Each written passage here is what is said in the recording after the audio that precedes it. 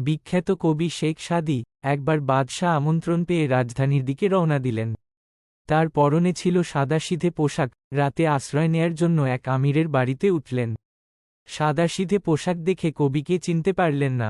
তাকে সাধারণ মানুষ মনে করল, তারা কবিকে খুব একটা আদর যত্ন করল না। কবি সবই বুঝলেন, নিজের পরিচয় দিলেন না। খুব ভোরে উঠে রাজধানীর দিকে চলে গেলেন। রাজার সাথে কিছু দিন কাটানোর পর কবি একই পথে বাড়ি ফিরেছেন। কবি পুনরায় সেই একই আমিরের বাড়িতে উঠেছেন। এবার কিন্তু তার পোশাক সাধারণ নয়। কবি ইচ্ছা করে বাদশার দেওয়া মূল্যবান ঝলমলে পোশাক পরেছেন। কবিকে এই পোশাক পরা দেখে আমিরের লোক মহা ব্যস্ত হয়ে পড়ল। আমির নিজে মেহমান খানায় এসে আমন্ত্রণ জানালেন। আমির তার পাশে বসে অনেকক্ষণ আলাপ করলেন। রাতে বড় রকমের খানাপিনার আয়োজন করা হলো। খাওয়া দাওয়া শুরু হলো, কিন্তু কবি না খেয়ে জামার পকেটে সব রাখছেন। আমির বলল, জনাব, আপনি এ কি করছেন?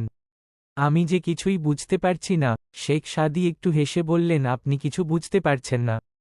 একই মেহমান এসেছি 7 দিন আগে, আর পরে কেবল বদল হয়েছে গায়ের পোশাক। সেদিন গায়ে পোশাক ছিল সাদাসিধা, সেজন্য আমার কদর হয়নি। আজ দামি পোশাক পরা, সেই জন্য এত কদর যত্ন আহ্বান। অতএব এই খাদ্য পোশাকেরই খাওয়া উচিত।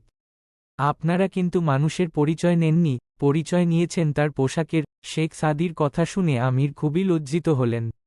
আমির অনুতপ্ত হয়ে মহাকবি শেখ সাদীর কাছে বারবার ক্ষমা চাইতে লাগলেন। মনে রাখবেন, কখনো পোশাকে মানুষ চেনা যায় না।